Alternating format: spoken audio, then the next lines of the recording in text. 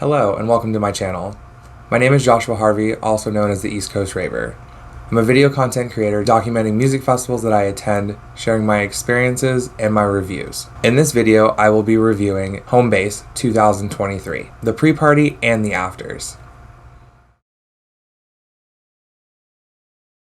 Homebase takes place at the Wyndham Orlando Resort in Orlando, Florida, and is put on by founder Brian Thomas. This festival follows alongside EDC Orlando, starting the Thursday before for people that want to do early check-ins, and ending that Monday after the festival is over. This year's dates was November 9th through the 12th. This festival has been around since 2018 and is showing no signs of slowing down anytime soon, as I think they're about to expand into a new venture to follow alongside Forbidden Kingdom. That is my hopes of what this hero's quest is going to be. All the marketing has little dragons in it, so stay tuned for information on that as more information does come out.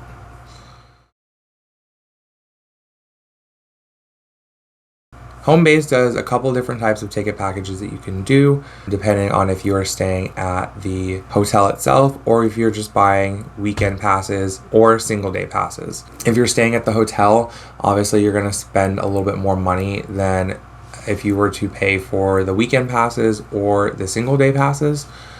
The rooms, from what I see, accompany, I believe, up to 9 people in some of the rooms. From what I was told, I haven't actually looked at packages. I did not stay on site whatsoever for this hotel takeover.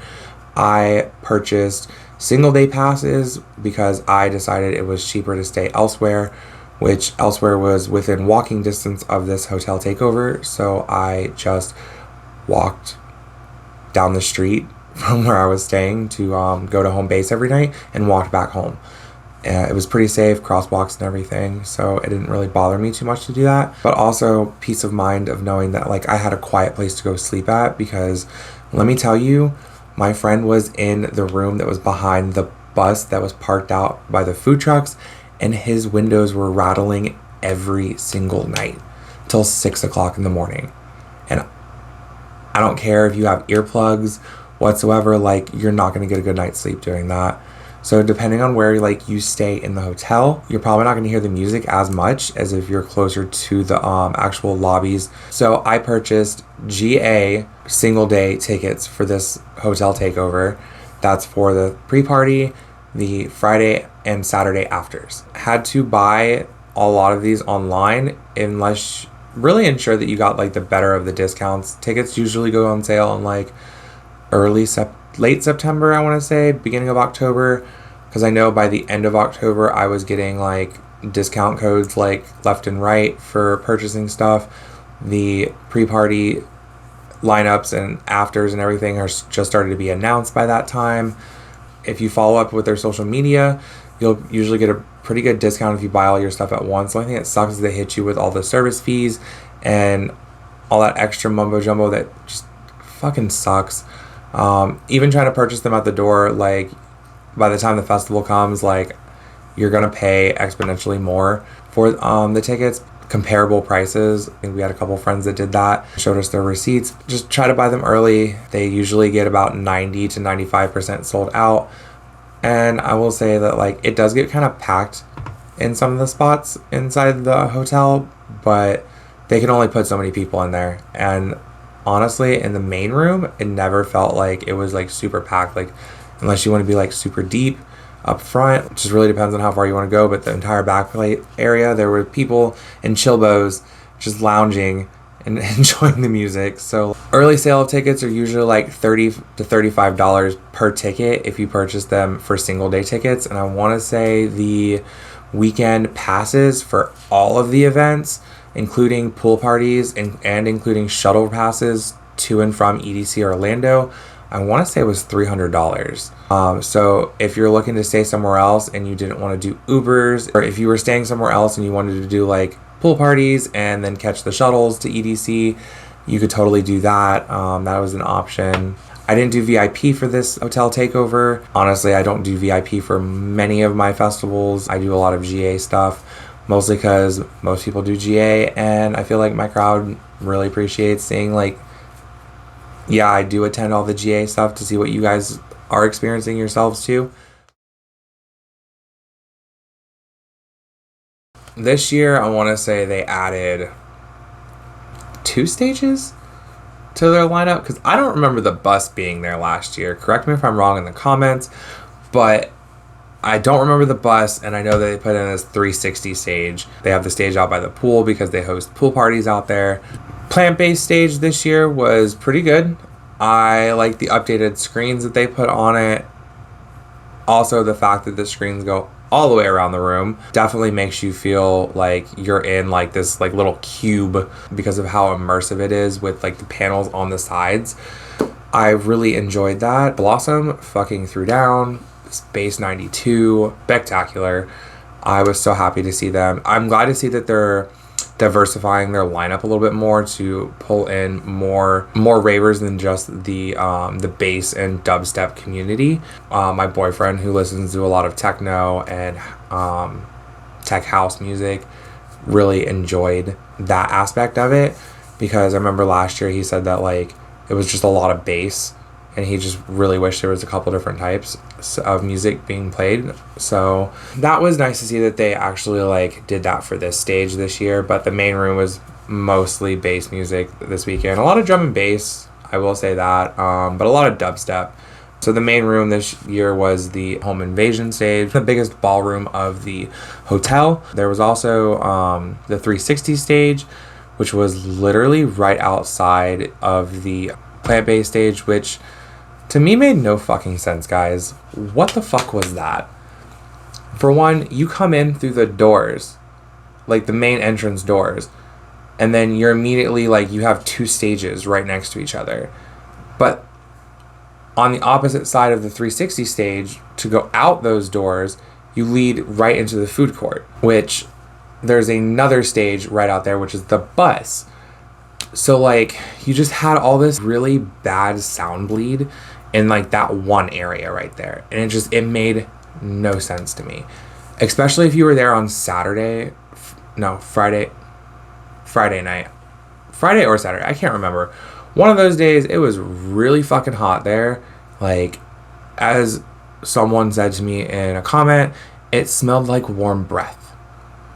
So yeah, it was just gross. It felt like they turned AC off at one point until you got around the corner from the staircase area in towards home invasion, and then you actually felt the AC of the hotel, and you're like, oh my god, like it's not a hot box over here. Because I want to say on Friday or Saturday night, I couldn't stay in plant-based whatsoever because I walked in and I felt like I was gonna have a heat stroke. It was that hot in there. Like, what is this? Like, I want to say it was Rusco.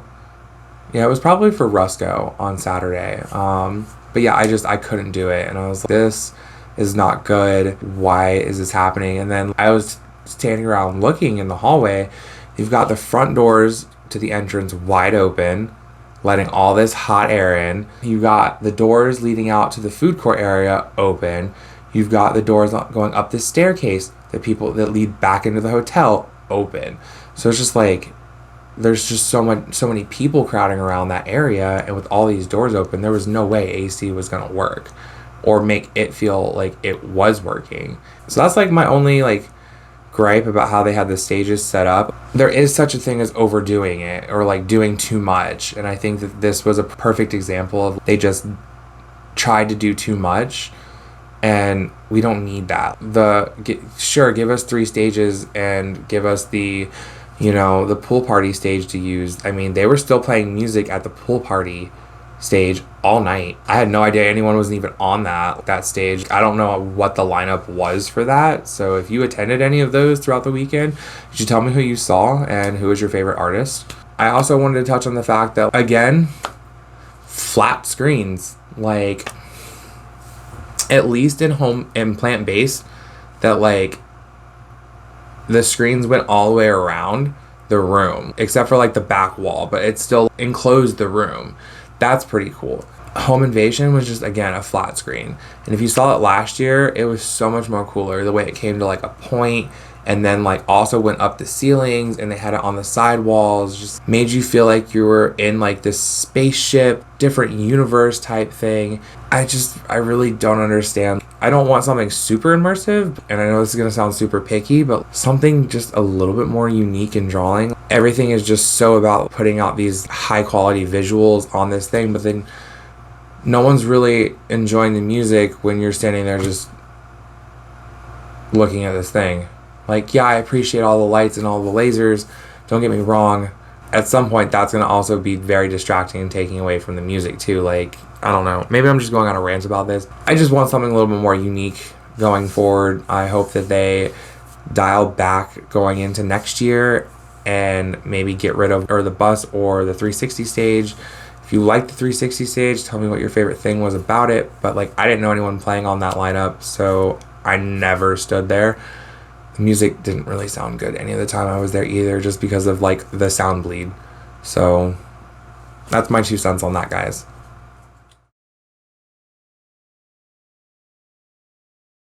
There were a lot more food vendors on site this year than I remember seeing last year when I attended home base. I honestly did not eat any of the food vendors there, so I cannot give any accurate descriptions of what was there. I honestly just walked past the food court area every single time just to go to my friend's room, which was on the back side of the bus that was parked out back, throwing down some nasty beats all weekend. But yeah, I didn't really eat anything there, so I can't really talk about that too much. If you tried something there and it was really good, tell me what you ate in the comments. I did notice that the merch for home base was kind of put in a weird spot this year. It was kind of like off to itself, closer to the main room. I couldn't find it the first time I went in, and I was actually looking to get this bucket hat, and I had to have one of my friends go get it for me when they went to get their hair braided there. I want to say on Friday. But yeah, and then I didn't see it until, I want to say Saturday night. I actually saw it, but I don't remember seeing it Friday night. I don't think I ever went around the corner where it was. But they had a lot more merch this year for stuff, as well as like other merch vendors. They had one inside area and then they had one outside area. So there was just a lot of stuff for you to like look at. And I hope you guys bought some cool stuff and showed these guys some love while you were there at home base that weekend. Like I said earlier, there are restrooms in this hotel that are cleaned regularly. I think they do a really great job at maintaining them and shutting down areas and then redirecting traffic flow to wherever the nearest restrooms are around the place. Or if you were staying there, you could go back to your room if you really needed to use the restroom. Like, you didn't have to wait in line for that. I know it sucks leaving the area, but like, it's kind of what you have it for. So like, why not just use that privilege of going in and out? Because the in and out over there either wasn't that bad. Yeah, every time you go to the hotel side of home base, you are checked again by security. I don't think they were allowing drinks to come in and out from the hotel side. I remember we had to sneak our liquor back in. So yeah, I was like, okay, same thing, bag check before you come back in, but like no pat downs, no nothing. So like, the fuck? I didn't see any free water stations at the hotel, but the hotel does have water fountains throughout like the communal like walking areas. So if you're comfortable with using like a water fountain, there's like 2 or 3 of them, I want to say, in the main hallways. And then I don't remember seeing anything. There might have been something out by the food vendors, but I didn't explore that area, so I don't know. If you saw one, please drop a comment down below for me. There was a couple photo opportunities throughout home base. There was the giant after sign that you could go take a picture with, and then there was the home base sign, I want to say, was out by the pool area. I need to get a picture with that next year when I go. I never actually ventured out to the pools, and I think next year I'm going to try my hardest to do at least one pool party. I was really kicking myself for not going to Recno's pool party. But yeah, so parking is on site at the hotel. They actually changed the entrance this year, so everyone is actually entering through the parking lot that is around back. You all just funnel that way and then go inside. I didn't have a problem with the parking. I know that if you aren't staying there and you're trying to park all day, they will charge you, I want to say, for parking, or you have to get some type of like I'm a guest type parking thing. Our friends had to deal with that. We left a car there, so that way for the afters we could drive back. But one of our friends was staying there, so we put him on his like guest list for that, so for the cars didn't get towed or messed with or anything. It was, a huge parking lot. There's plenty of space. It just sucks, you have to walk all the way from this end of this parking lot. But I mean, there's people routinely walking around checking on it. So I felt like a lot of our stuff was safe. None of our stuff was broken into. None of us had any issues with that. So if you had any different experiences, drop a comment down below.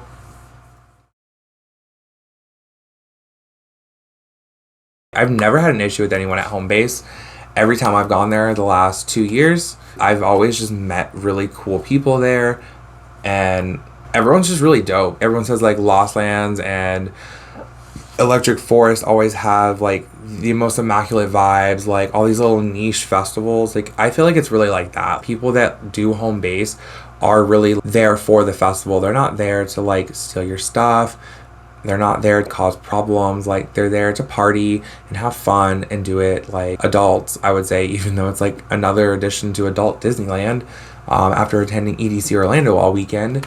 But yeah, it's a really enjoyable time at that, and the music's great. Honestly, I just really bounce back and forth between Home Invasion and plant-based most of the time, and then I'll go sit outside or I'll go join my friends in their hotel room, which you don't need a wristband to go into the hotel rooms, guys. You just need to know someone that has a room there to go to their room. Employees, hit or miss. I feel like there's always one or two rude employees every time I go, and this time, like I want to say it's the woman that was at the ticket check-in when I got there on Thursday. I wanted to purchase Thursday, Friday, and Saturday afters. And she just flat out told me that they would not do that I had to go purchase them online and yada yada. Like they can't give me the wristbands for those days. And I'm like,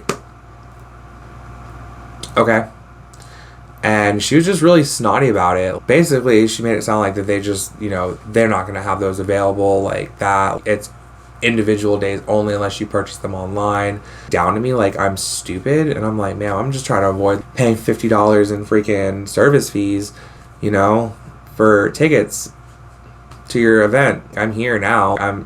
It seemed like it was just like this most obnoxious inconvenience to her, and how dare I ask purchase the single day ones now. But they're always changing their rules, and I feel like most music festivals, no one really has any clear training on most things from just basic information about their festival, or how you can do something or what you can and cannot do. But they're not all bad. I want to say, obviously the drink vendors are going to be really nice. The other vendors are going to be really cool and chillax too, but it just seemed like the actual home base people, hit or miss, wonky.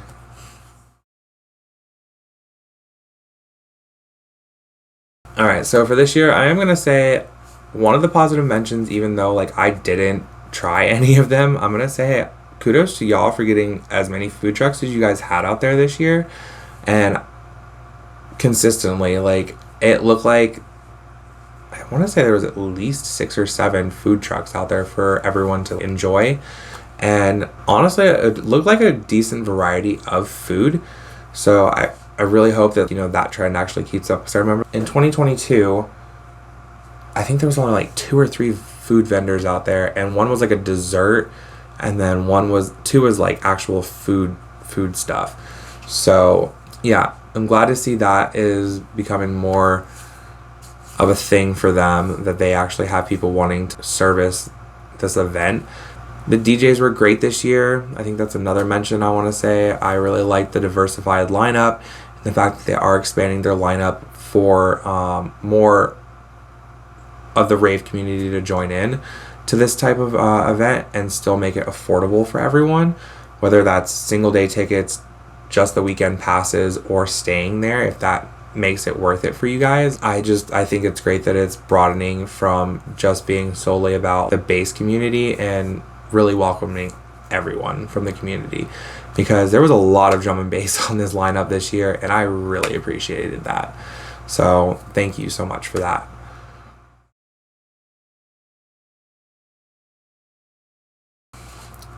I definitely think that home base maybe needs to change locations. I know their first year that they were hosted, it was done at a different location than it has been in the last 3 editions of home base, which I want to say the last 3 editions have all been at the Wyndham Orlando Resort. I know it was a different location for the first year before it moved to the Orlando Wyndham Resort. My biggest thing I'm going to say is they probably just need to get rid of a stage as an improvement, because I just feel like it's too cluttered.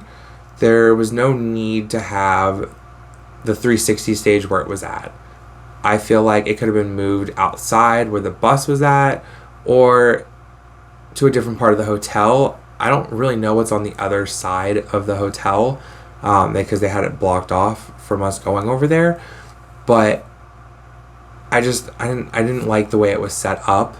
I felt like it was too claustrophobic in that one area on like the afters for Friday and Saturday, and it was just hot, way too hot. Like, if you're gonna have those doors open 24/7, you need to bring fans in or something to like circulate the freaking wook smell out of that place. No one was wearing deodorant on the afters. Like, I felt like I was the only person that went home after EDC Orlando, showered, and got properly dressed and ready to go to the afters in comfy ass clothes. Honestly, I think I showed up in sweatpants every night and like a tank top.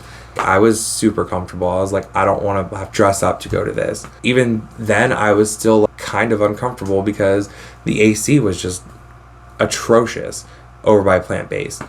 I honestly, that's why I ended up staying mostly at Home Invasion for most of Saturday, because it was just so much more cooler on that side of the hotel.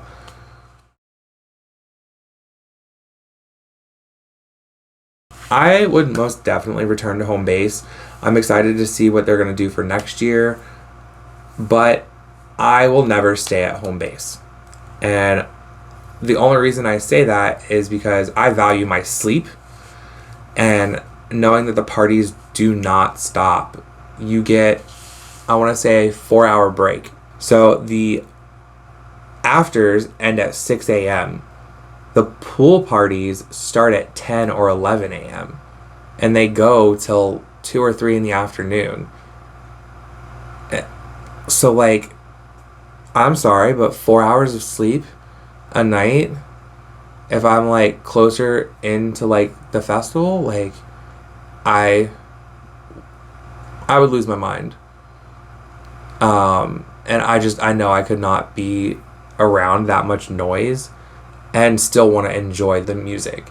So I prefer to rather stay somewhere else, so that way I can have that wind down time. I mean, I am older. I'm about to be 33, so I definitely, value my sleep a little bit more and like my solitude. Don't get me wrong, I do think it would be fun, but at the same time too, no. Like, camping is one thing. I definitely will only ever do Camp EDC if I ever go back to Camp EDC or any other camping style festivals in the future. But again, I need my downtime. I need quiet and solitude. And just knowing that my friend's room was right behind that bus, and all I heard is brrr, brrr, the windows shaking. Absolutely not. Plus, like, dealing with all the people partying 24/7, throwing renegades in their rooms, bringing their own speakers and their own DJ setups. I couldn't handle that, guys. Like, that's just not something I could do. So I will only ever do single day passes for this festival. Maybe I might do the shuttles and do that services with them in the future if I decide to not do premier parking for EDC Orlando.